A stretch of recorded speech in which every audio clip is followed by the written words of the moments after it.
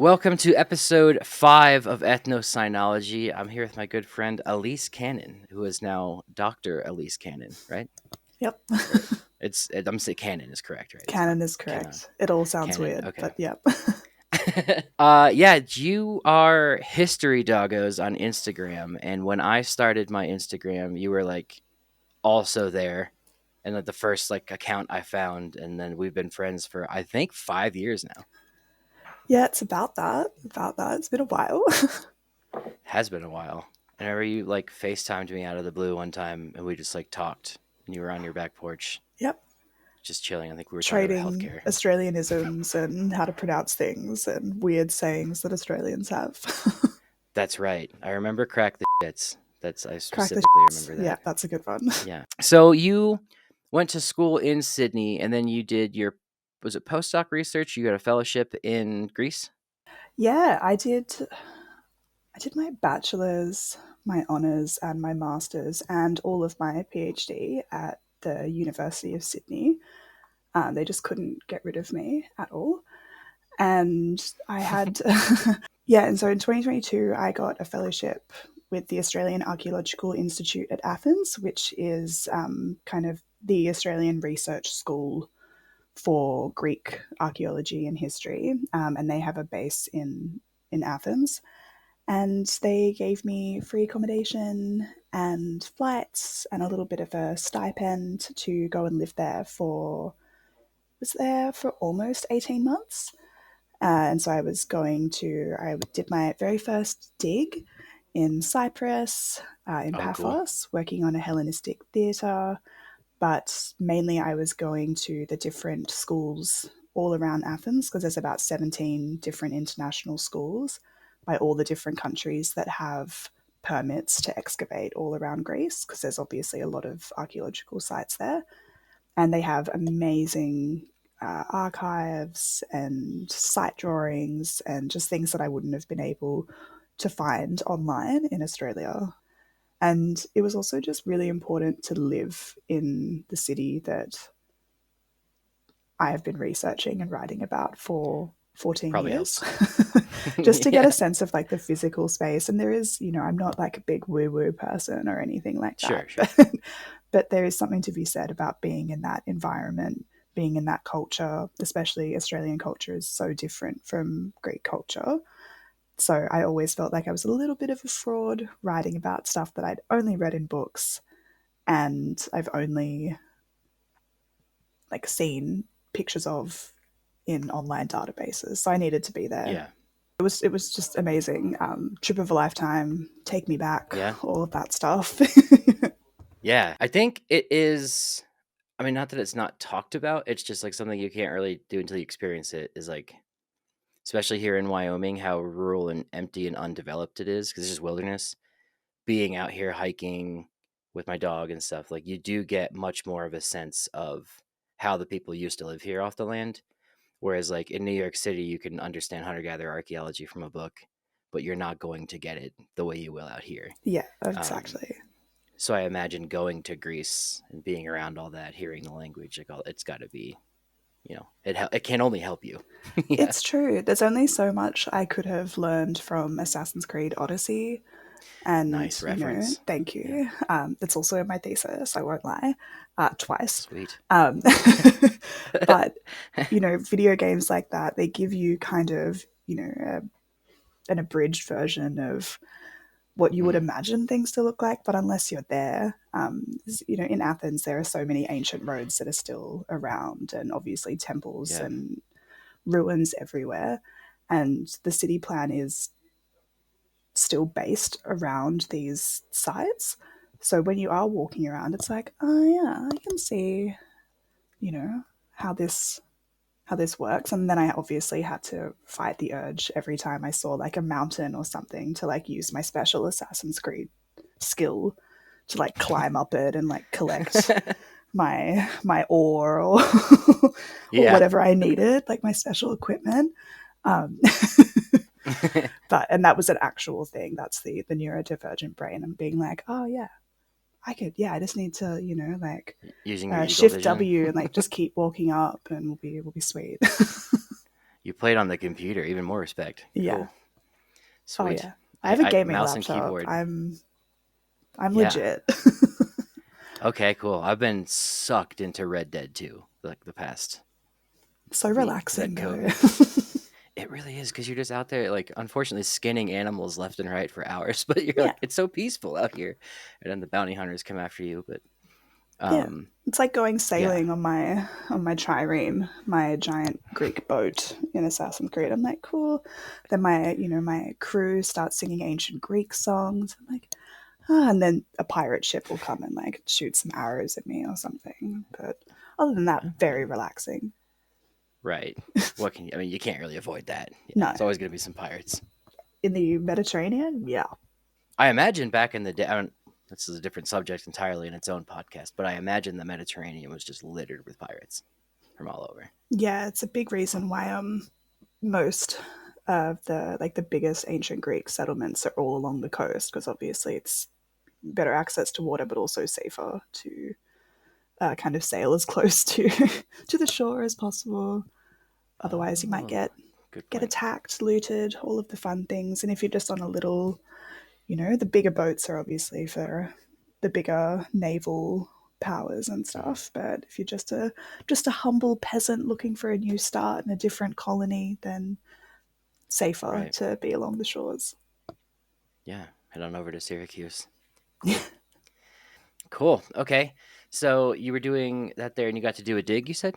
Yeah, so the University of Sydney has had this dig site in Paphos, in on the Greek side of Cyprus for oh, 30 years, I think 40 years, maybe even longer. And they've been gradually excavating a Hellenistic public theatre, which has been really, really cool. And so I got to go, when did I go? In May last year, and just hang out there for a couple of weeks and get to know a lot of the archaeologists that were working there. Because a lot of people are working on different things. Some are working on pottery, some are working on medieval period, some are Hellenistic specialists, because that site, Cyprus has such a rich history of all these different kind of occupations and cultural influences over certain centuries that every layer there's a completely different uh, sort of culture there. Right. So you can find, Venetian stuff and Turkish stuff, and then late Roman, Hellenistic, so all the different like pottery styles and building styles. But they're recycling all of the materials and things, so it's really cool. Yeah. That's so cool. I noticed that in Rome and in Jerusalem, there's like just especially Rome too. You could see like the Roman stuff, but then clearly the Renaissance era stuff, and then modern stuff just stacked. And then Jerusalem, it's like Ottoman, and then Roman, and then everything else. It was just like I don't have that in Chicago. Like, Yeah, yeah, we don't never have actually been that in in Chicago. Australia either. We That's had, true. like Yeah. 60,000 years of First Nations history, and then just kind of this like block of just like, yes, you're colonized now. Here's the architecture, Right. and it's just like really basic, average architecture, Yeah. and then not much Um, else. Pretty boring. okay, so your dissertation though was could you kind of summarize that, and you can go into as much detail as you want. So my PhD was called Ancient Paw Prints, and it's the functions and significance of human dog relationships or interactions. Can't remember the exact title in ancient Greece. So, long title, but basically, I was looking at the history of specifically classical Athens, and but looking at it through the lens of developments in and changes to interactions between Athenians and dogs. So, because my hunch was that if you can find moments where dogs seem to have had some sort of one particular function and then that function changes, there's got to be a historical motivator for that. And in doing those sorts of work, we can understand a bit more about the context of the time itself. So making Right. sure that animals are seen as like legitimate historical actors rather than just kind of passive subjects that history projects onto them, seeing how they interact with people as having an impact on people's history as well, because humans change their lives for the dogs around them. Humans are also adaptive creatures. So I remember when I was a kid, I had an Irish Wolfhound cross Old English Sheepdog, so just giant dog. And that Wow. dog slept in my bed, and we couldn't fit her anymore, so we had to get a bigger bed at an age where I probably didn't need a bigger bed anyway. But Mhm. that was us adapting our environment for the dog in just the tiniest little way.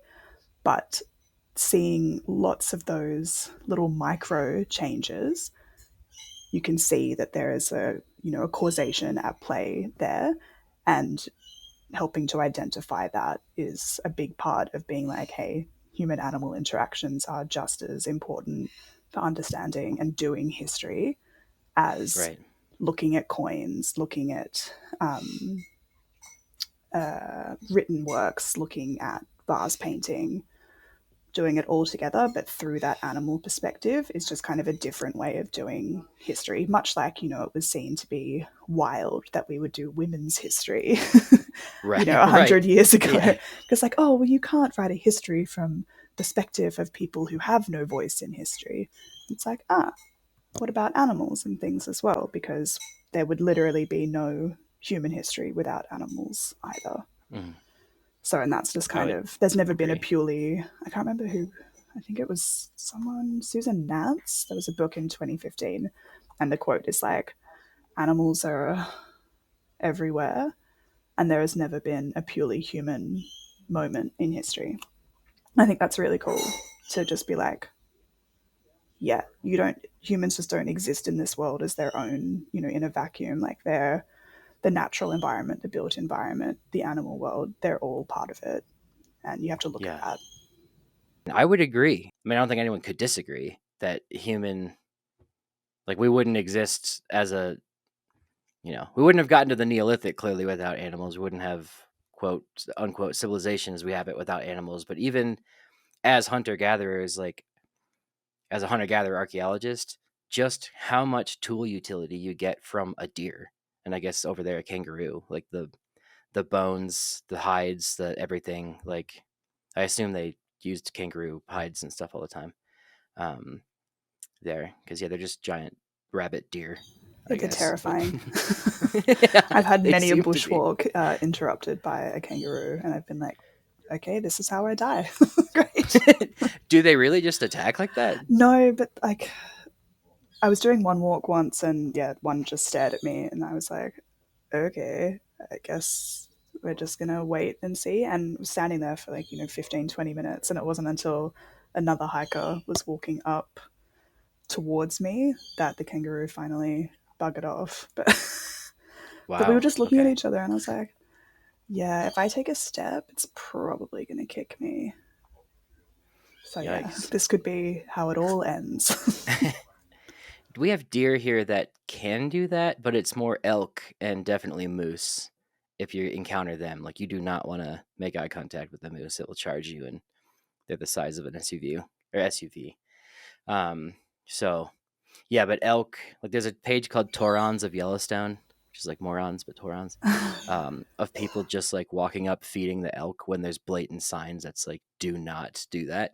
And they'll chase you down and stuff. And it's I mean, that's similar just to the social Darwinism. That's fine. You know what? truly Go is. feed the elk. Don't There read the was a, sign. You know what? We're overpopulated. You right, do right. you. Get it for the gram.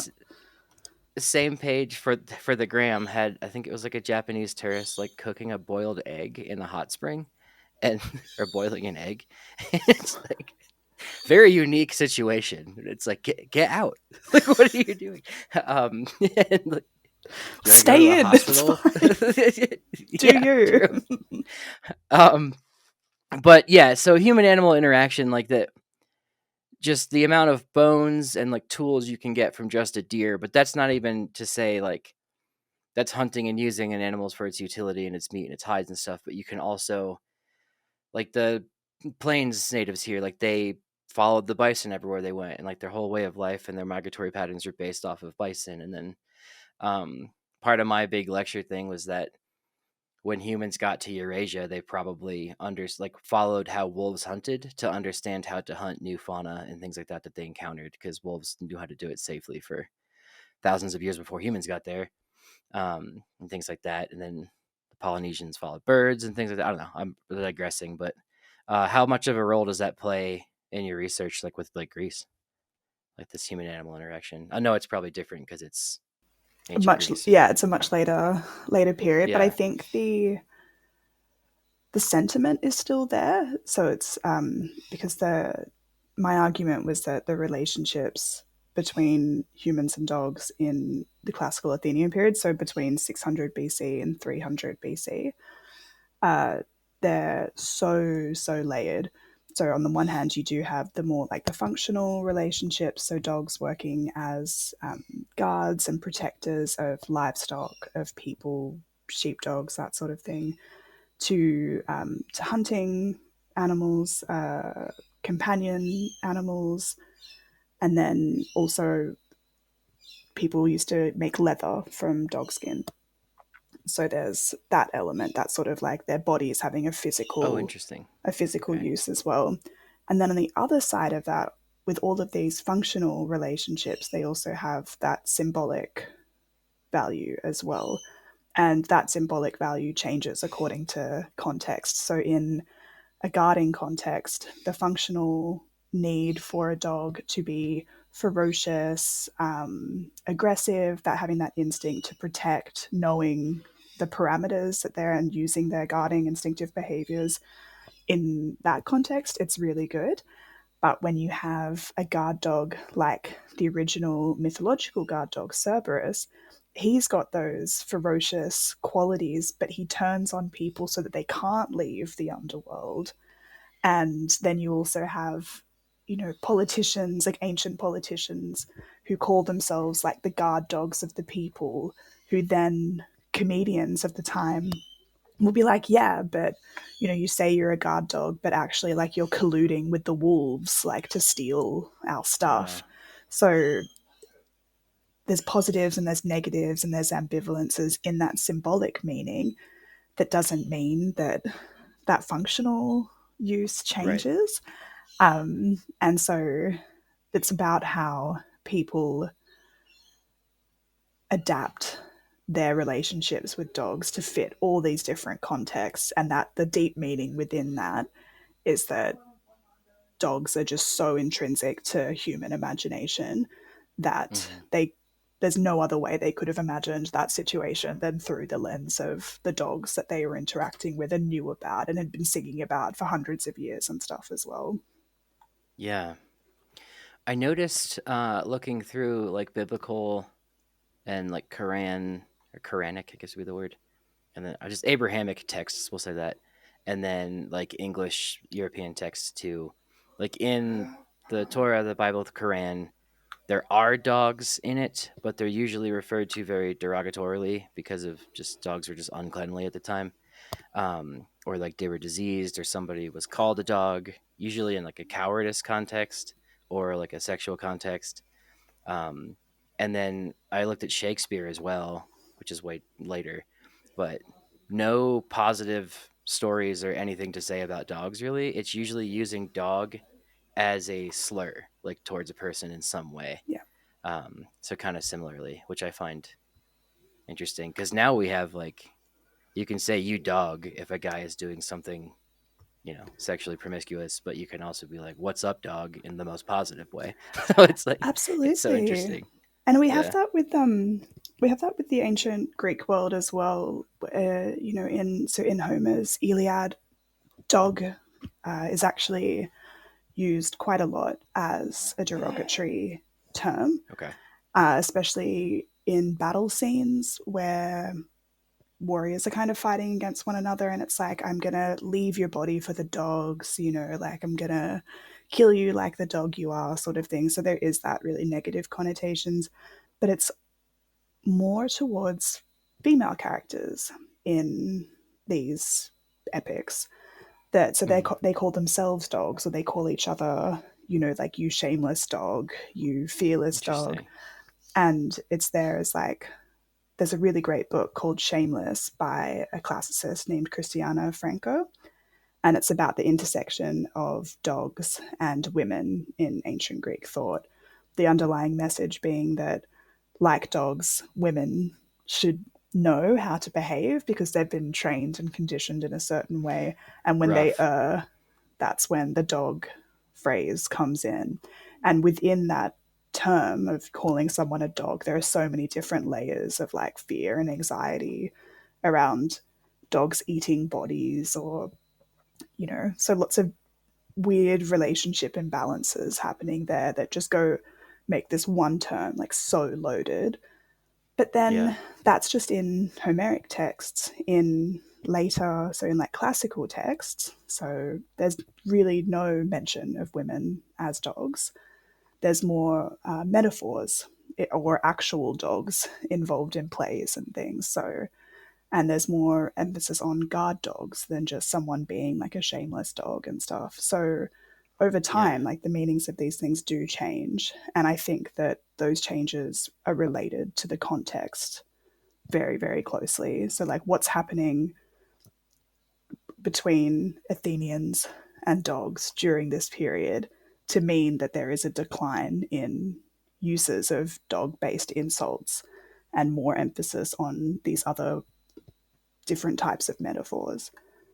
Because, Do you, yeah, do you think it's correlated with like people having more like not social status, but like more wealth and the economy's better, then dogs become like a pet or something, and it's more positive or something, or they're less utilitarian or something? yeah, that's kind of my hunch that because, Okay. Athens during the classical period is just going through a lot of change. It's generally seen as, this period of amazing growth and huge amounts of wealth are coming into the city, uh, and shared wealth as well. They're moving a lot of their treasuries and things from different islands over into Athens. Like they're engaging in massive public building works. Like people are doing better. The rich are getting richer, and people who are fighting in armies and stuff, they're getting paid a bit more as well. So everyone's kind of a bit more incentivized to, love being Athenian and things like that. And within that, Athens doesn't seem to use dogs in military activities. There's like a few kind of references in there, but it's mainly Peloponnesian based and Ionian based cities. So cities far away Interesting. from Athens that have more stories about dogs being used in war, either as frontline, like rushing into battle with horses and archers, or being used as like messengers, patrollers, that sort of thing. Whereas in Athens, it's just not really something that there's much evidence for. And my Is that because they thinking, were more naval based? Oh, sorry. yeah, Continue. well, Yeah. that's kind of exactly like the first hunch that I had. But then during the classical period, like during the Peloponnesian Wars, there was still a lot of land battles happening between, Hmm. because Athens and Sparta were often meeting on in different lands and doing sieges and things. So there would have been uses for dogs, but we just don't hear about them. Right. But so there's that kind of aspect of like, well, maybe it's just a different cultural conceptualization, within the same like geographical region, but just they are very different Hellenic cultures. They're not Greece as we know Greece today, right? So maybe in Athens they were just like, well, we don't use dogs in war. Like we use dogs for hunting, uh, which they did. But then Right. there's declining hunting happening during that period as well, because there's a lot more importing coming through from different areas. So the need for hunting for subsistence just doesn't really exist at this time. Yeah. And then there's, people, there's definitely an increase in people owning companion dogs. So you see this like vase painting coming out from the about 500 BC onwards of these tiny, fluffy little dogs that kind of look like Maltesers and Spits, Hmm. which, no shade to anyone, but like my most hated type of dogs. I can't stand Maltese. I find them really smelly and Anything yappy. smaller than a beagle is a cat. Yeah, Yeah. like I grew up with wolfhounds, man. Like I'm not used to what is this run, and like they're very Yeah. sweet. And it's some people just adore them. It's the only breed their family have ever owned, but I just can't. And so there's like this increase in these random little fluffy dogs that obviously aren't they are nothing like the giant guard dogs that you see on statues or written about, even though like anyone that owns a little dog knows that they can be pretty protective and Right. good little guard dogs themselves, as long as you're not using size as a main deterrent. And then they're being represented with kids on these little vases that kids would have been using in like special uh, like festivals and things, like all these like different rites of passage. And it's during that period that the way that Athenian painters were representing children starts to change. So they'd started painting, they previously painted them just kind of as like miniature adults with six packs. So it was like quite confusing whether or not they were small because they were lower in status or if they were small because they were babies. And so they start painting them kind of actually looking more baby like with like rounder limbs and bigger heads and stuff like that. So you can kind of see, right, yeah, that's a baby. Yeah. And at that time, that's when these dogs start getting represented more as well. And during that particular period in the 430s, like early 430s to, you know, mid 420s, Athens had gone through two bouts of the plague. And so people were just dying left, right, and center, including a lot of children. And so these particular little vases that these kids were being painted on with these dogs, because they were used for a rite of passage when a male child would kind of become introduced as, at 3 years old as part of the Athenian sort of brotherhood. If you have all these kids dying in the 10 years period before, it kind of makes sense that this new iconography would pop up showing the importance of children to a Mm. population that's been dwindling. And then when you start seeing these little dogs with them, it's like, well, what's the dog doing there? Like, what's this little fluff ball? Like, they're playing with the kids and stuff. There's literally nothing written about these types of dogs, like, not enough to determine who they are until much later. And so you kind of have to do this going back, going forward in time and using later sources to figure out what these dogs are. And so my case is that you can see this real change in a human dog relationship where these little dogs are coming into the household, they're playing with children, and had those plagues not happened and had all of the population survived, there wouldn't be this emphasis on childhood iconography from which we would have gotten these glimpses of these little dogs to then be like, whoa, what's this dog? Yeah. So without that big historical causation, we wouldn't have had the iconographic change to see that there was a new sort of relationship happening. And that's not to say that other dogs that were used as guards or hunters couldn't be companionly, but that a specific type of dog for a specific type of class imported from a totally different island over to Athens to play with children. Like, if you have a very kind of class based society like the Athenians did, if you're poor, like you're not feeding a dog leftovers from your table like the elites were. So these types of dogs, they're very closely associated with like luxury and the domestic and being indoors. Because if you're indoors, you're not out in the fields toiling, right? So there's a lot Yeah. happening that, yeah, without all of these pictures of babies and stuff, we just wouldn't really know when this dog started to become more popular with elites. Yeah. Wow. Sorry for the info dump, but No, no, no. That's like it's amazing. I'm bummed I have to like wrap it, but like, would you be down to come on again to talk about like what? Because I have so many questions of what's like an everyday dog's life back then. Like, oh yeah, I would love to talk more about war. Like, could you answer all that kind of stuff? yeah, definitely, happy to. Okay. So I'll leave it to the audience. If you want to write here in the comments on YouTube what questions you would have for Elise, we can answer those. And then if you're listening on Spotify or Apple, just shoot me a message on Instagram. Um, but yeah, I guess I'll wrap to do the next episode with that. But are there any other closing thoughts you would have, or like what's the most interesting thing you learned? We can end it on that. This is so like fascinating to me because I know nothing about this. I think the most interesting thing that I learned that it just like challenged so much for me was just it was in the process of reading and researching. I was coming across all of these kind of amazing stories about dogs from ancient Greece. And, you know, when you read things like world history magazines or just generic stuff, and Yeah, it's like, dogs were, you know, from man's best friend to this. Like they're all kind of generic titles and stuff. And but that's good because people want to read them. But you learn so much about how stories perpetuate without evidence. And I remember reading about all these awesome dogs in war from ancient Greece. And it's like, oh, wow, these stories are real cool. Like, this dog is like crowned like the savior of the city. Like, what is going on here? Like, these Corinthians are wild. And then trying to find evidence for this and being like, nope, not one shred.